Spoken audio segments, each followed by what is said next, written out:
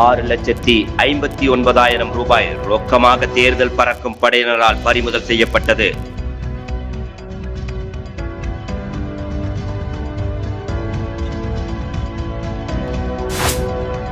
கேரளாவில் இருந்து கோவை புரூக்ஃபீல்ட் அருகே பல்வேறு உணவுப் பொருட்கள் வாங்குவதற்காக வந்த நபரிடம் 6,59,000 ரூபாய் ரொக்கமாக தேர்தல் பறக்கும் படையினரால் பறிமுதல் செய்யப்பட்டது.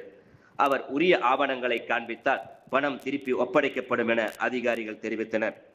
பணம் கொண்டு வந்த நபர் கோவை கடைவீதியில் மளிகை பொருட்கள், கேக், பிஸ்கட், மாவு போன்ற பொருட்களை கேரளாவிற்கு வாங்கி செல்வதற்காக இந்த தொகையை கொண்டு வந்துள்ளார் என்பது குறிப்பிடத்தக்கது.